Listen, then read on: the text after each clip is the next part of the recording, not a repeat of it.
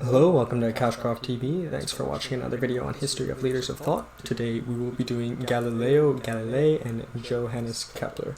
So this video, for perhaps a multitude of reasons, took me quite a bit longer to produce, in that being the research that went into it beforehand and just the space in which I did the research also took a lot longer. I'm not sure why. Maybe it had to do with the subject matter, or maybe the actual individuals themselves. Maybe I'll actually discover that while I'm presenting this now. So to start off with Galilei, obviously because he was born chronologically first, so he was born in 1564 AD and he died in 1642.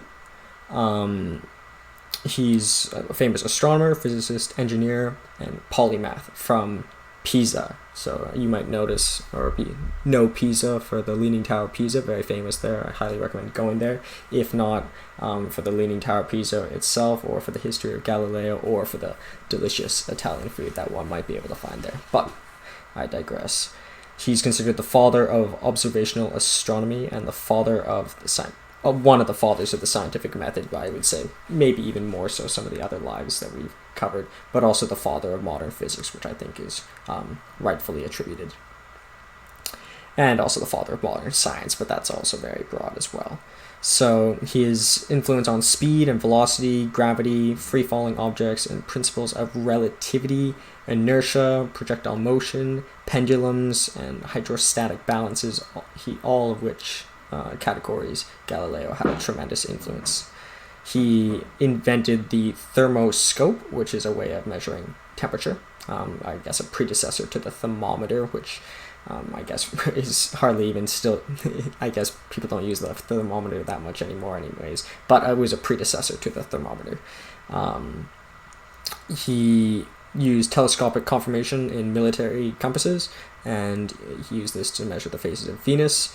He had many famous observations, such as he noticed the 4 largest satellites of Jupiter, which are essentially Jupiter's famous moons that we've later named. He was the first to recognize Saturn's rings. Saturn is, I don't know, probably my favorite planet, at least my favorite planet at the moment. I think it's the most beautiful with the rings. He was the one to discover those rings. And he also did a deep dive into the analysis of sunspots. He was a huge advocate for heliocentrism, and obviously pushing forward the tremendous changes that Copernicus had been moving towards, and he also opposed the geocentric and Tychonic system. He was famous for, I guess, in terms of his specific life, he's most famous for the Roman Inquisition. He was put under house arrest for his opposition of heliocentrism.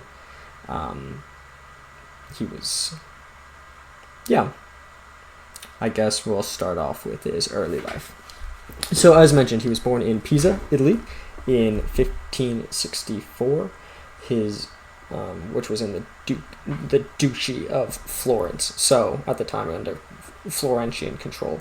And if you want a good background story as to what the sort of political climate of Florence was like, check out the life on Machiavelli. I think that really encompasses the general sense of what was going on there. He was the first of 6 children. However, only 3 survived infancy, but still the eldest child, which, as we've mentioned before, does give children with a certain advantage in most families, and I think that would have been the case in his. His father was Vincenzo Galileo Giulia, who was a famous lutenist and composer and music theorist. So this is where Galileo sort of probably gets his own interest in music, but also I think the fact that his father was a musician maybe allowed him to explore maybe more different or unique career paths, whereas if his father was something more conservative, he probably would have been pushed to a more conservative route. So I think that just needs to be taken into account, and plus his early interest in music.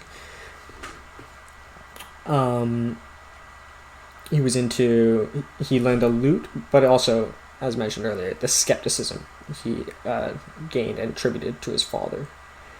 He also, or more so, skepticism towards traditional authority. So his father, being an artist, was sort of against the status quo, and that was something that obviously got passed down to Galileo, who might be considered the biggest and most famous unconventional thinker. But he also had a passion for well-measured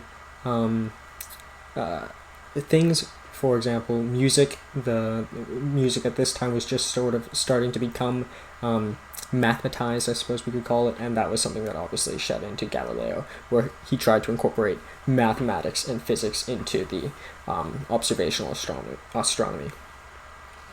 His youngest brother, Michelangelo, ends up becoming a famous lutenist, but he sort of puts financial burden on Galileo for his whole life, and particularly in his young adulthood. So Galileo had, although he had the benefits of being the eldest child, he also had the responsibility that comes along with it.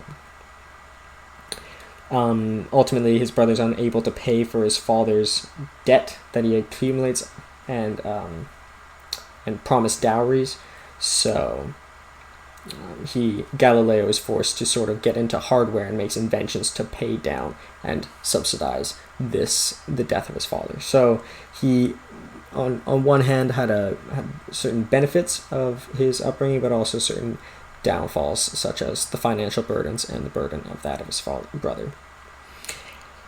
At 5, he goes to Florence, and he is educated at Vallombrosa Abbey, which was about 30 kilometers south of where he was previously. Originally, he considered going into priesthood. That's what however, his father had been urging him to study medicine, but he did so at the University of Pisa when he was 16 years old, in 1580. But I think he was maybe less passionate about this. I guess it's because, not maybe in different times he would have been better in medicine, but I think being a polymath, there was the most low-hanging fruit, or most opportunities in mathematics and astronomy. So I think that's sort of the reason why he gravitated towards it. But either way, in 1581, supposedly, bored studying medicine, he observes a chandelier swinging back and forward, and he noticed that regardless of how big the arc was, the actual time was the same. So he thought of it as parallel to a heartbeat, but I don't see how that analogy works, because a heartbeat can speed up and slow down. But I guess it's analogous in some certain way, but just keep that in mind. So he tested this, obviously, and it proved to be true. And I guess just a very, very famous and very visual discovery that we take for granted now, but people assume, for example, if you were going, I don't know, I guess it's got a lot of real-world applications. And he writes his first book on hydrostatic balances, which is measures resting pressures of immersed bodies. So I guess it has probably more real-world application now, or particularly, for example, in submarines or for spaceships, anytime where there's a difference in pressure between a submerged object and an unsubmerged object. But nonetheless, that was the first sort of book he started to produce, and this instantly started to get him some scholarly attention, which obviously he had earned himself. He also studies Disegno, fine arts, under the Instructor Academy of Art and Design in Florence.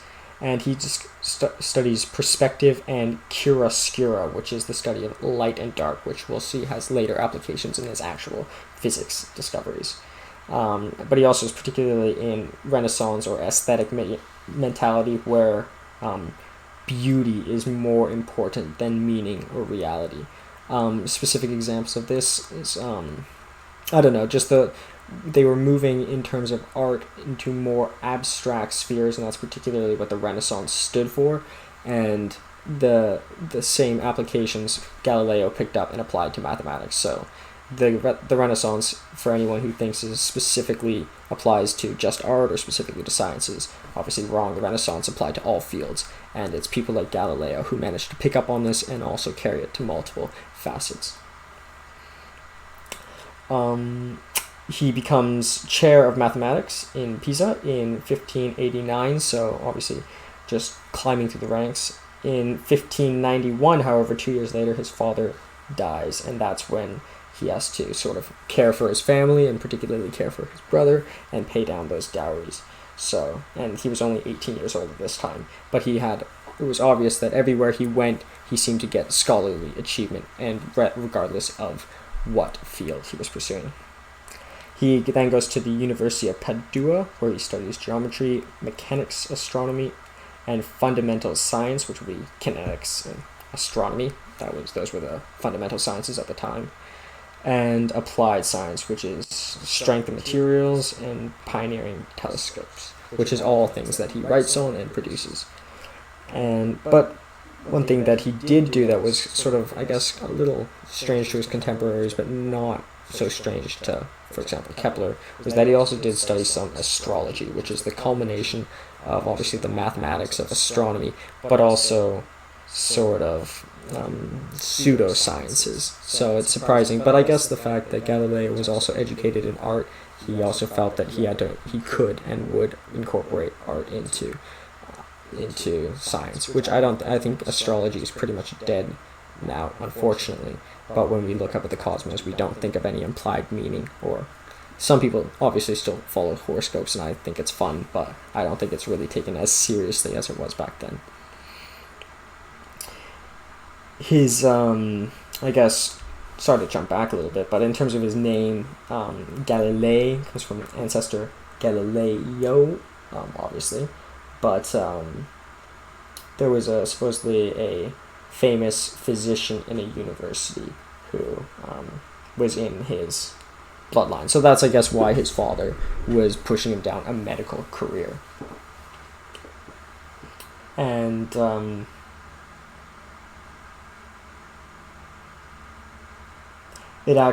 Galileo is there's a Latin Galileus, which is a name common in northern Israel, which actually means Christ and followers. So it's I guess a Christian, or it could be considered a Jewish last name too. But yeah, there was once a joke thrown at him by Tommaso Cassini, where he says, "Ye men of Galilee, why ye gazing up into heaven?" So he's kind of using the play off his name to criticize him there. But I suppose the point is that Galileo's name has a religious connotation. However, he was personally taking a step away religiously. So I think he's you could think of him as almost going against his own the prescribed path. He was a pious Catholic. However, he had 3 children outside of wedlock with Martina Gamba, and 2 of the daughters, however, went into religious life, because obviously he married a woman, or had the children with a woman of lower status, so his daughters therefore had no status, so he put them into religious life and ultimately paid off their expensive dowries. And fortunately, because of his success, he manages to get his son legitimized, and his son actually becomes his heir. But it's interesting that Galileo never had an upper class wife that he might have been entitled to, but chose to go for maybe a life of romance and love. So he created he had this theory of the tides, which proved Copernican system to be a little bit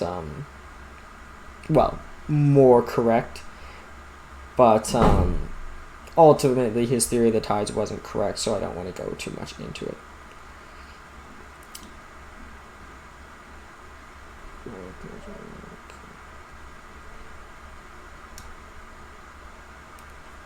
So he eventually wrote, in terms of his he wrote the Assayer, which I guess could be considered his most important piece of writing, and it ended up being a pretty big success with the Pope. So it's kind of like his scientific manifesto, or discourse on the comments. But basically, he criticized the Jesuits in it, which actually managed to please the Pope. So at this point, he started to get a little bit political, and I think maybe it was foreshadowing the ultimate gap that would occur between him and the Catholic Church and the Vatican. So I suppose the two things that he is most known for are, firstly, the dropping the two balls off the Leaning Tower of Pisa. So obviously this is probably considered more likely a thought experiment than it actually happened, because even today, obviously there's many tourists around, but even back then there would have been a lot of people around the area, so he might not have physically dropped two balls off the Leaning Tower of Pisa. But regardless, what the findings were, that regardless of the masses of the two balls, they fell at the same pace. This is also actually just a simplified version of the findings of the pendulum. Pendulum just includes another dimension, which would be distance, but essentially it's the falling object falls at the same rate.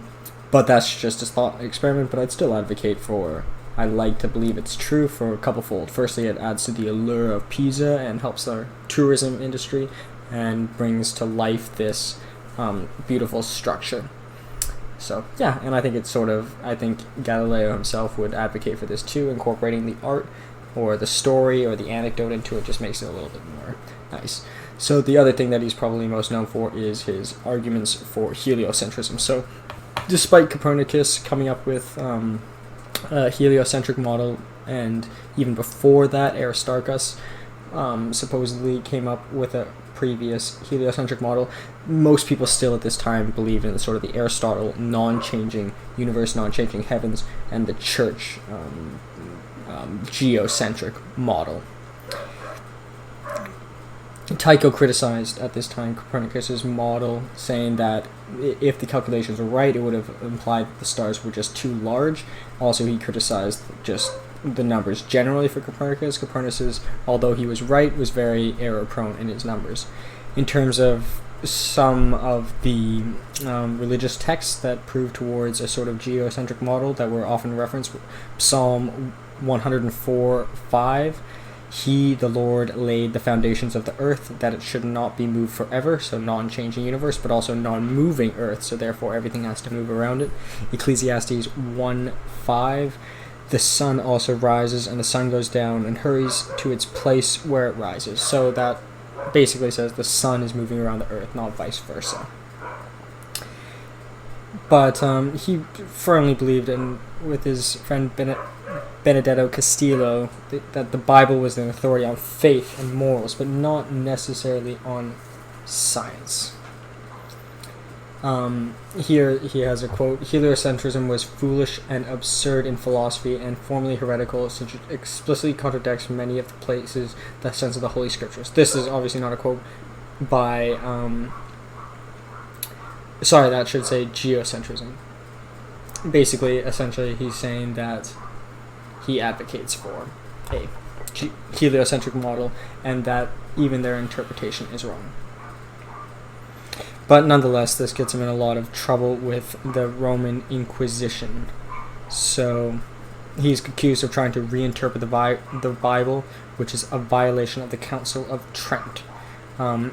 He's also considered often accused of Protestantism, which would be a criticism of a Catholic at the time.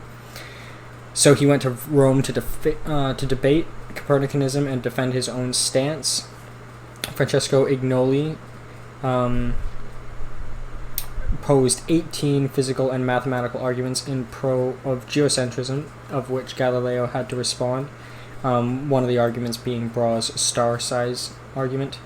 But 4 of these were purely theological, so almost impossible to be completely refuted, because you can't really refute a theological argument in practice.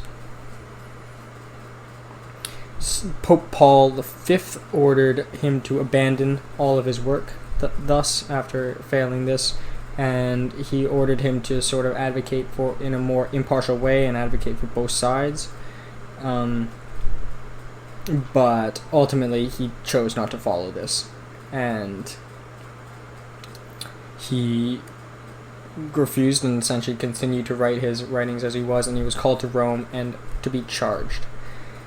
He denied that he was being partial, but after interrogation he was found guilty of 3 charges. Firstly, vehemently suspect of heresy, which is probably the main charge. He's charged with imprisonment, which ultimately turned into house arrest, and his dialogues were banned. So that includes both publication and possession and future writing, and also his future writing capacities. The Archbishop of Siena, however, allowed him to return to his villa near Florence to live, and he's ordered to read 7 penitentiary psalms every week for 3 years. And but his daughter ultimately assumes this duty for him, so he kind of gets off a little bit scot-free, one might say.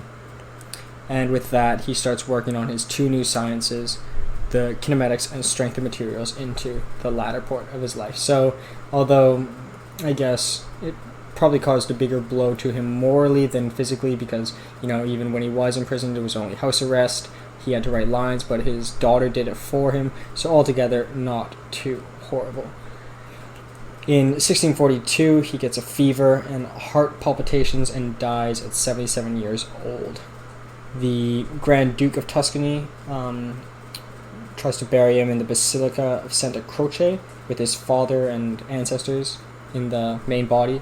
However, the Pope Urban and his nephew, a cardinal, protested this, and he was ultimately buried in the same cathedral, but near the novice chapel, so not quite given the respect he needed.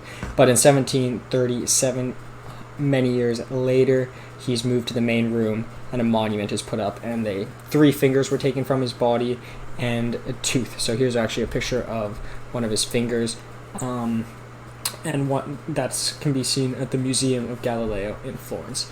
So this is not like people were trying to defame his body. It was more they were taking these body parts as appreciation, perhaps a little bit in delay, however. So his overall influence in terms of scientific method was hugely important. His father, Vincenzo Galilei, was actually one of the first to have a non-linear relationship in physics, which was actually through music. So he realized that a stretched string varied pitch at a square root of tension. So this is actually a non-linear relationship, and this is actually one of the first implementations, which is actually surprising that it came from music.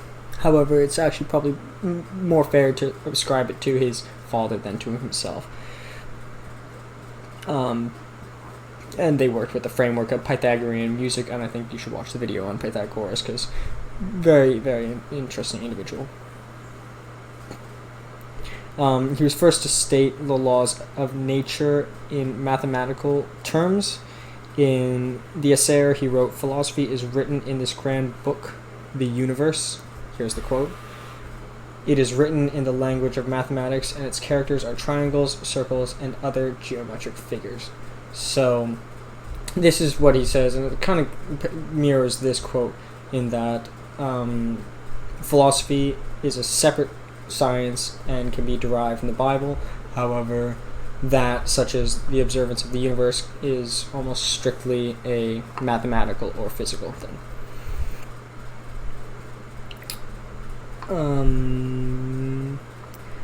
In terms of astronomy, in terms of engineering, he had created one of the first telescopes with Hans Lippershey. Hans Lippershey actually tried to patent it, but in the Netherlands, but it didn't work. Galileo still got on it and is considered one of the first people to actually really revolutionize the telescope. In 1609, he made one that was 3 times as effective as 10 times the original 3 times. So his was 30 times magnification.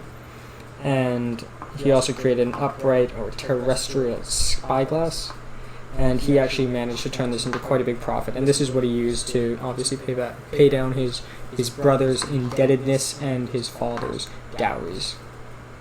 He also consulted Kepler in the creation of some of these telescopes, which we'll see in the next life in this video. In terms of Kepler's supernova, we'll discuss that in obviously Kepler's life. He observed that there is a changing of heavens, which is ultimately, once again, an argument against Aristotle and geocentrism and an argument for heliocentrism. He, as I mentioned, observed Jupiter's moons, 3 fixed stars totally invisible by their smallness. He is quoted saying they ultimately get named, and he was the first to identify them as moons based on their behavior being different from that of other celestial bodies, i.e. not circling the sun.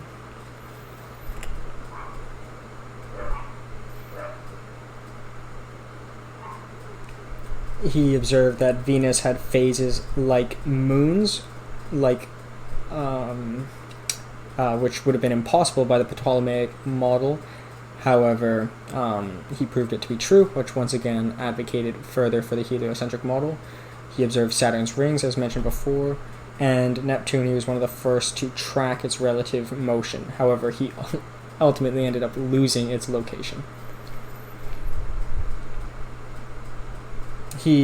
Thomas Harriot noticed a strange spottedness on the moon, and Galileo, since he studied chiaroscuro, which is the study of light and dark, observed that they are craters rather than physical discoloration. So once again showing that his education in art actually had very big applications on his scientific career. He saw that the Milky Way was previously believed to be nebulous, however he recognized them to be stars, so obviously very correct there, and that was probably facilitated by his new telescope. So once he looked at the Milky Way, he could see there was actually detail. Obviously, his legacy is incredibly huge. Everyone from Stephen Hawking, Einstein says he's the number one, literally the number one scientist of all time. And 2009 was the International Year of Astronomy, which 200 years after his first telescope finding. So the Year of Astronomy is based off his discovery.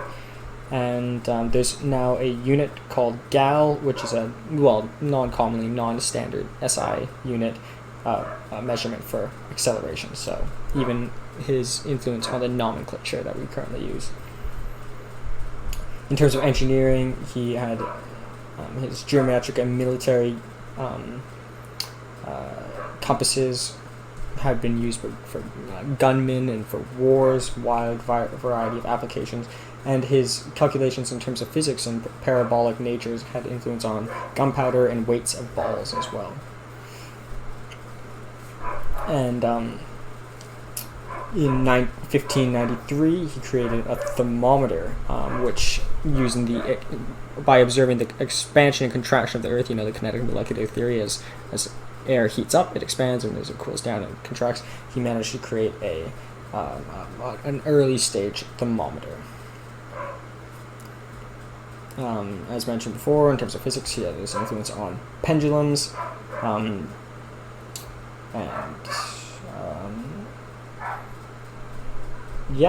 that's ultimately it. I want to make sure I don't miss anything. There's this one thing called Galileo's paradox, in which it says that infinities cannot be compared. This is obviously, I guess it has real world application, but this is not something that Galileo had specifically referenced, but if you do hear of that, that is where it comes from. And I suppose that's Galileo. Let's move on to Kepler, and we'll get more to him in the comparison.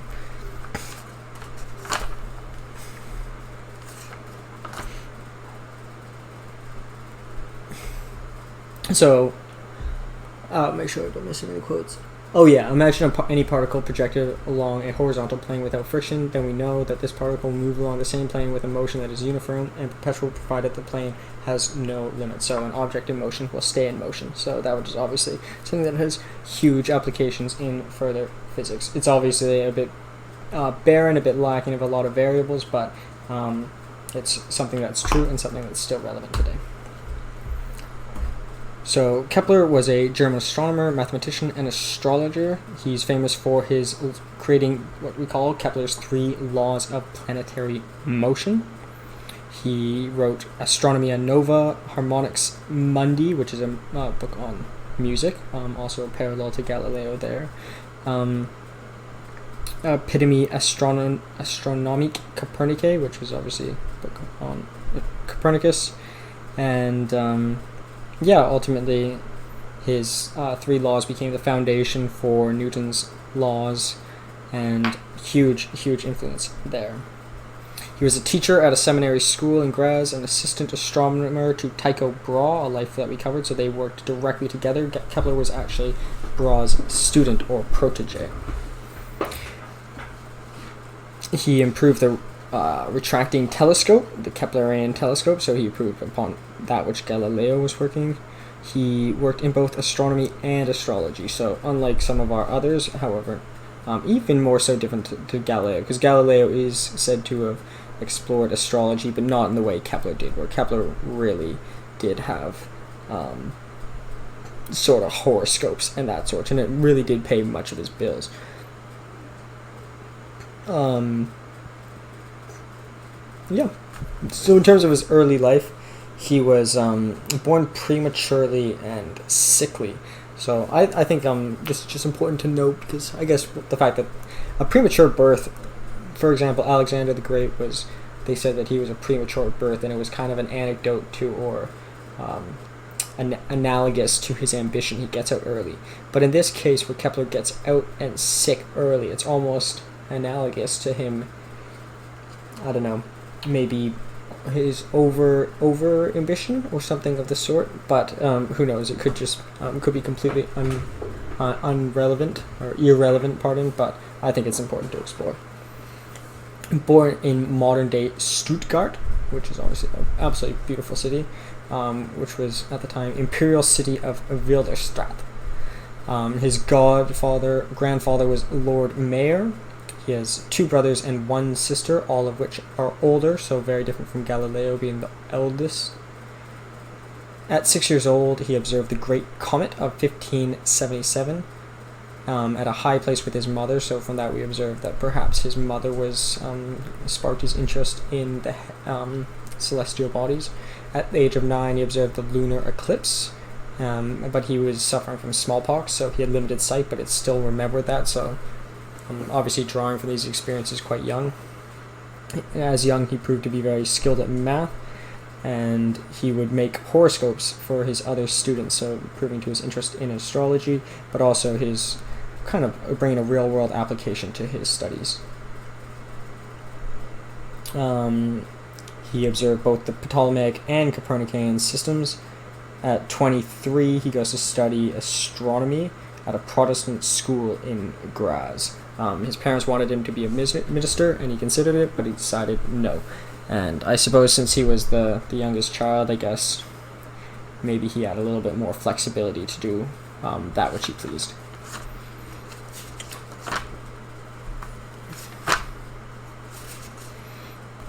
So in Graz, he first writes Mysterium Cosmographicum, which is his most famous book.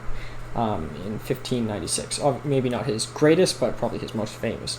And it was first published in defense of Copernicus. It's because he had this epiphany in 1595 where he had this zodiac demo with Saturn and Jupiter. Essentially, the way he observed it was he applied these geographical shapes to his concept of the planetary system, where obviously the sun is at the center and it moves out progressively with planets. It was essentially his idea. He believed that when he came across this idea, he had revealed God's plan. So although maybe I'd say he was more religious than many of his contemporaries, in that he didn't think he was opposing any religion. He thought he was literally serving God's wishes by his findings. He thought that the universe was God. He thought the sun was the Father, the stellar sphere was the Son, and the intervening space was the Holy Spirit. So he literally thought he was doing God's work here. And this helped reconcile his biblical conflicts. He convinced the University of Tübingen to publish some of his less religious pamphlets, which obviously was something that they would not do later in his career. In 1621, he had expanded his version of the book, and so he was pretty committed to this idea.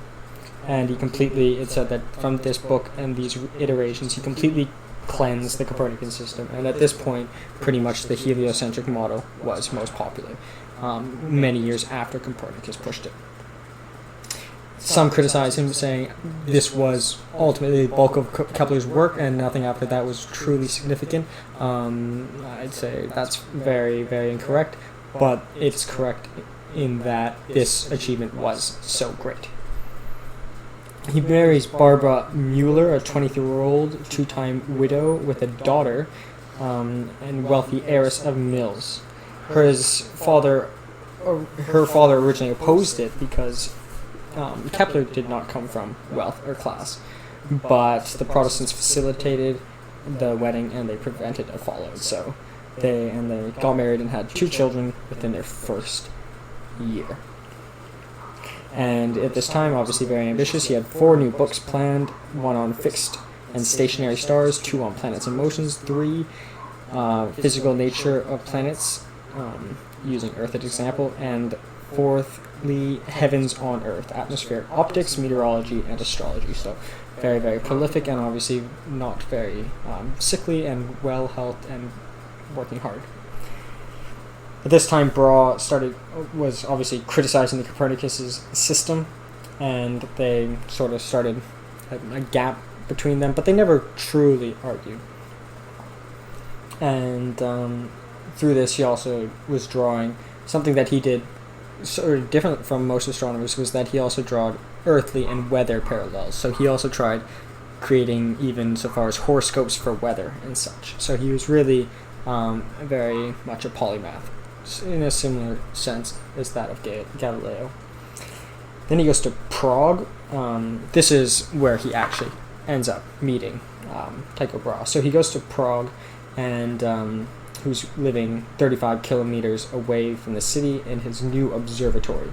He stays as a guest for months, and at first Tycho starts off sort of protective, specifically his famous Mars calculations. He was sort of hid it from Kepler, but because Kepler had gone there because he wanted 2 years to use this Mars data to prove his work. At first, Tycho Brahe was very against it because they knew that they had different beliefs. Tycho had his own pseudo-geohelio model, whereas Kepler was obviously a heliocentric. But ultimately, he allowed it, and this is, I think, a testament to Brahe's actual good character. Even though Brahe, as we know, was a fighter, he got his nose cut off in a duel, but he actually consented to helping Kepler out, and put his differences beside them. So, twofold, maybe Kepler was just so charming, or maybe Tycho Brahe proved to have a soft spot after all.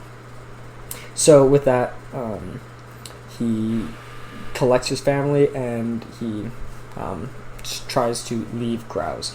But unfortunately, he is not able to leave because the Archduke Ferdinand forced him to go into employment for a bit,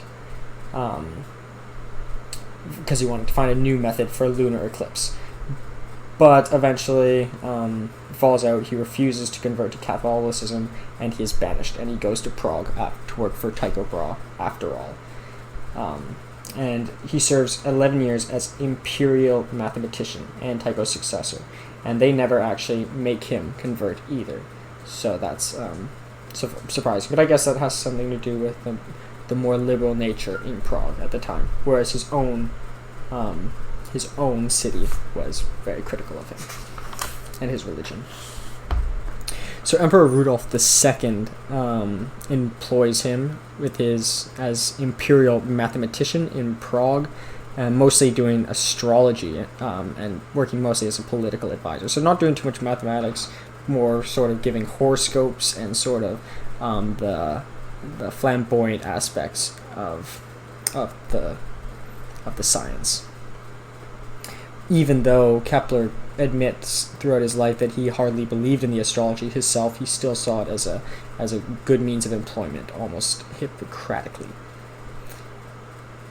But he is allowed to maintain Lutheran, which is nice as well. With that, he ultimately becomes famous, and he enjoys a high salary. And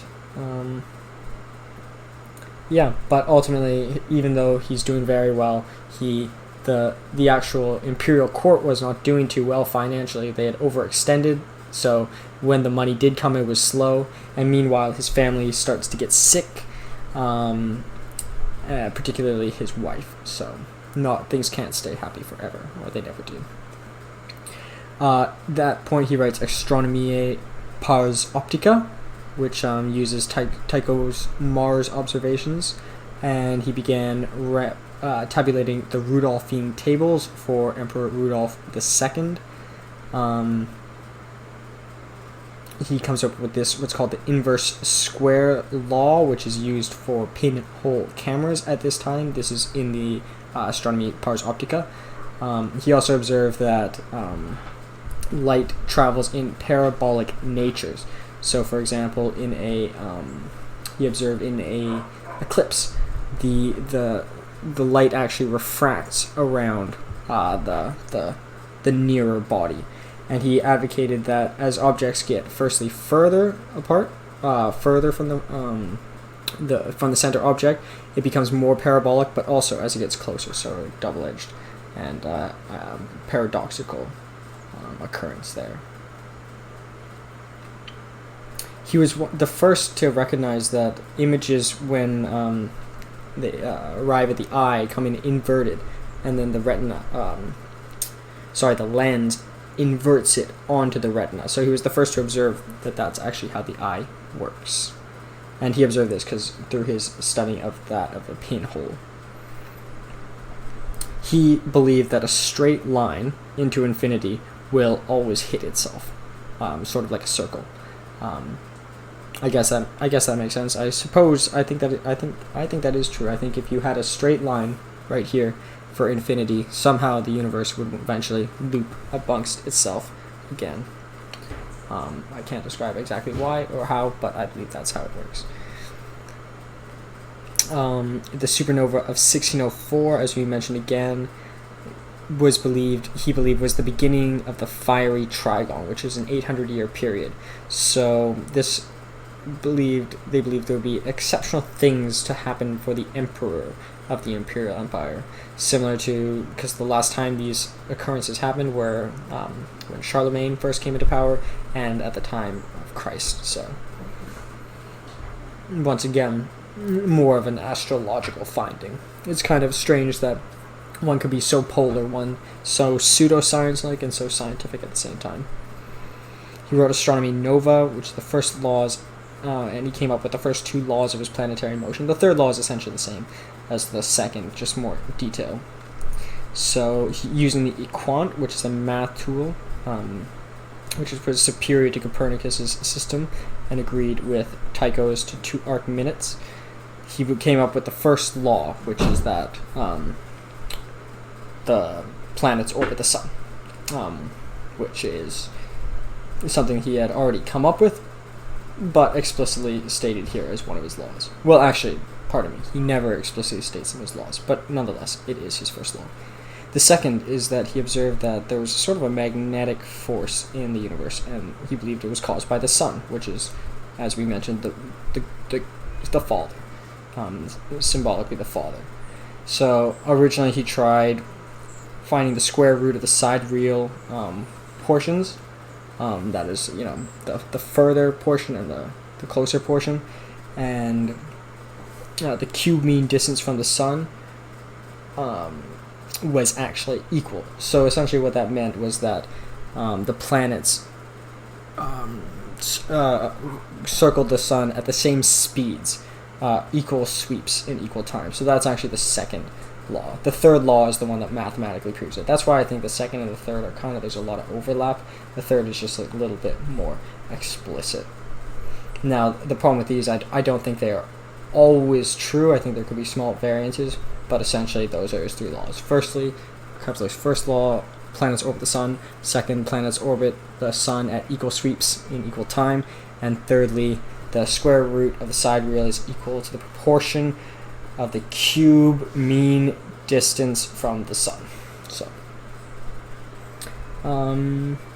yeah.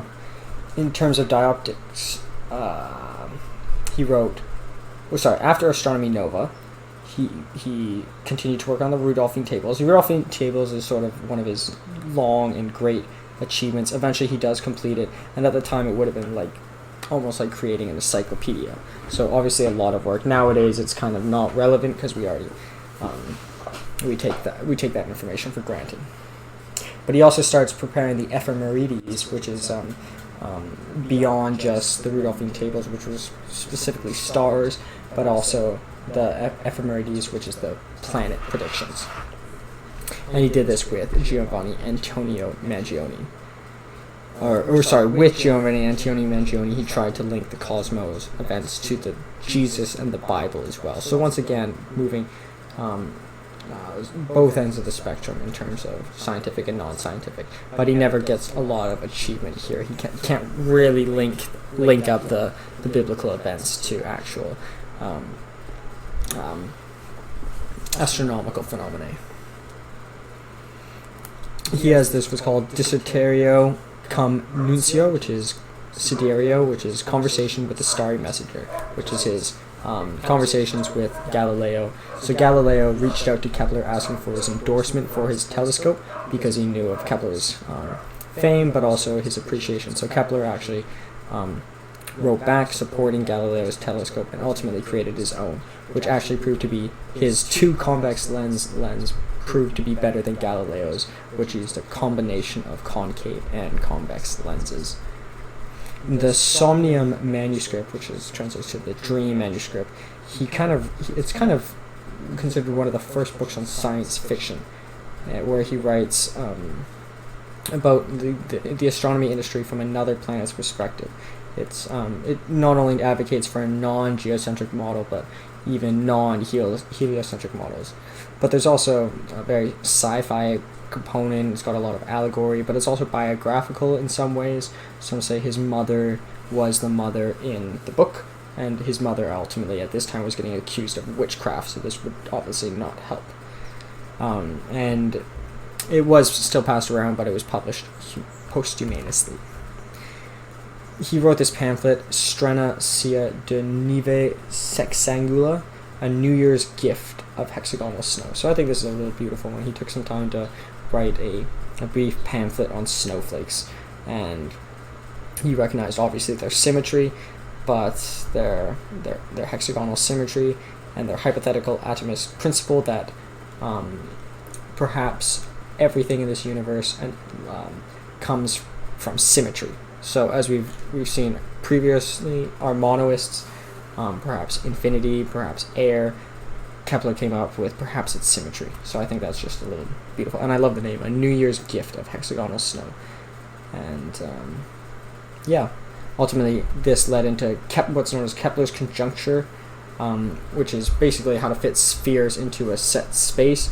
This is he actually never named it this, but it's still got applications today. Here's some of Kepler's conjuncture. This is just how to optimize fitting spheres into a finite space.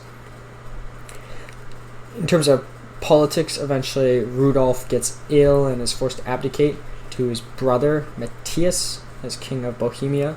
So they both kind of sought the favor of Kepler, but it was obvious that Kepler was sort of more closely aligned with Rudolf, and it was kind of obvious that his career was starting to come to an end.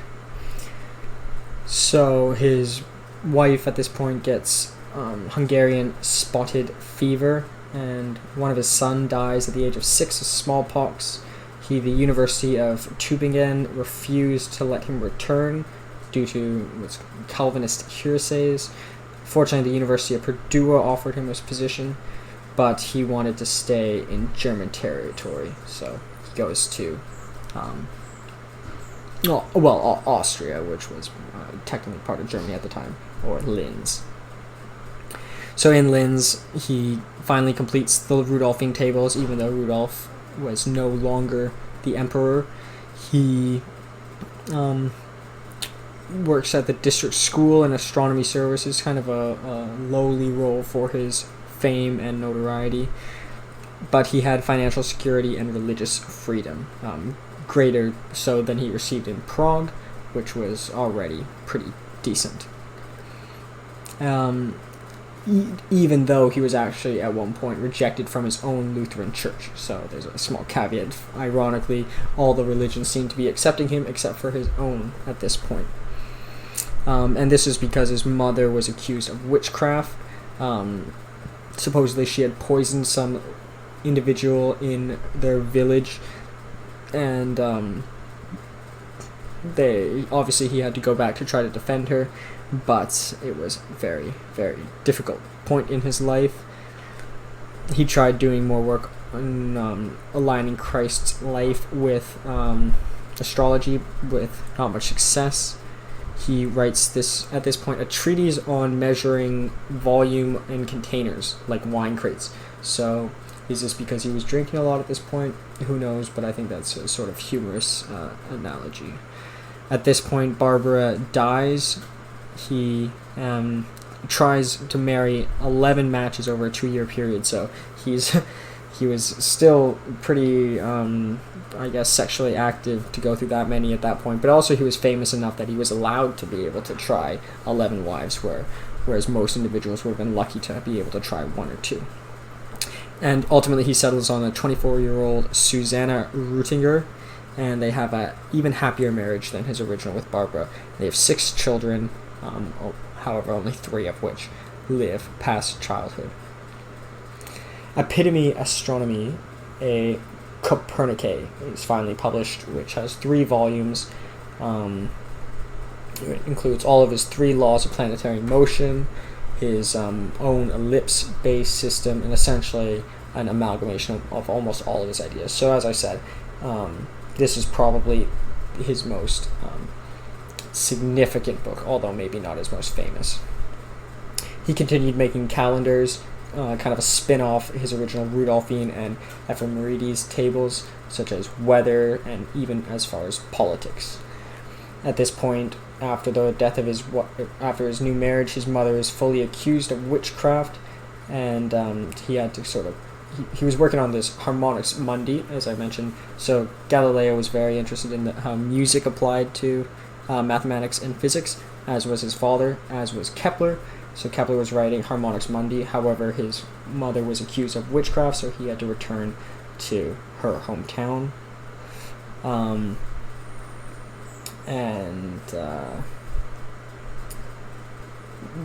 Ultimately she is tried for witchcraft and has to serve 11 months in prison. But fortunately, she is never burned alive. But could have been, fortunately, it has not overly plagued the memory of Kepler here.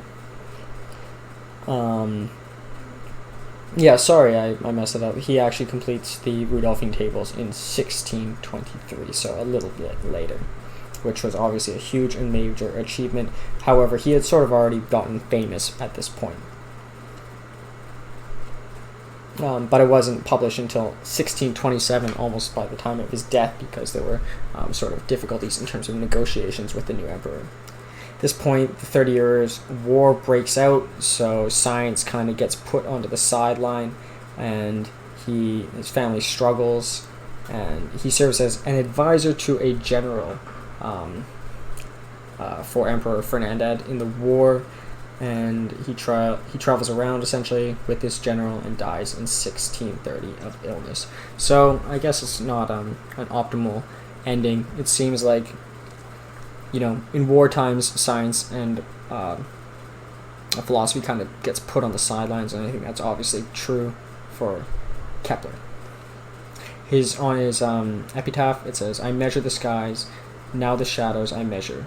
Skybound was the mind, earthbound the body rests." So I just think that's just a general beautiful piece of poetry. Yeah, so to go through the quotes and then we'll move to the comparison. Key figure in the scientific revolution, obviously, there is a force in the earth which causes the moon to move. So this is something that I guess people even today would, to most extent, disagree with. But I think what he was getting close to was actually gravity. But either way, he thought that there was some kind of force, particularly the sun exerting a force on the other planets, making them move around, which to some extent is true, to some extent is not. Ultimately, they're just caught in inertia. But yeah, the geometrical things have provided the creator with the model for decorating the whole world. So very similar to Galileo's quote. And then lastly, "I much prefer the sharpest criticism of a single intelligent man to the thoughtless approval of the masses." So yeah, just to kind of show the kind of character he was. So in terms of the comparison, I think they're both similar in that they both advocated for a heliocentric model amongst a backdrop of religious conflicts. However, I think Galileo took a more aggressive stance. Obviously, he went to Rome to oppose these things, whereas Kepler was kind of trying to avoid religious scrutiny at all times. But I think it also is because it would have been easier as a Lutheran or a Protestant to get away with the heliocentric model than a Catholic, who were at the time more conservative religiously. They were both polymaths. Not only were they great astronomers, they also were involved in music and optics and almost everything in between. The one caveat was that Kepler might have believed in a little bit more of the pseudosciences, a little bit more of the astrology. They both struggled due to politics. Obviously, Galileo was put on house arrest. Kepler had to move city to city, wasn't even allowed to take certain positions at university, but I think in aggregate, Galileo struggled a little bit more. Another thing to know, I think Galileo did come from a bit more of a wealth. I think they pretty much had a similar thing. I think Kepler's father was a bit poor. Galileo's father was famous for his musical career, but I think both of them, you could say that they did not necessarily have an advantage in the intellectual sphere. And they both also involved themselves in engineering, such as telescopes or thermometers. In terms of differences, I thought this might have been a little bit abstract, but I could see Galileo being a little bit more externally focused, whereas Kepler was a bit more internally focused. So Galileo was trying to make a political impression on the people, whereas Kepler was kind of a little bit more concerned with the details. He spent pretty much the majority of his years of his life working on the Rudolphine tables, really just studying away. So that's, I guess, the last one I had there. So I hope you enjoyed this video on Galileo and Kepler. I hope you learned a little bit more maybe about astronomy, astrology, physics, mathematics or something, and I hope you perhaps buy a copy of some of their books. Although science has changed and improved a lot upon these individuals' ideas, I think it's absolutely foundational and absolutely necessary for one to be aware of them if one plans on progressing any further in any field of science. So thank you so much. I hope you watch some of the videos I make in the future and perhaps some of the ones that I've made in the past. Thanks so much.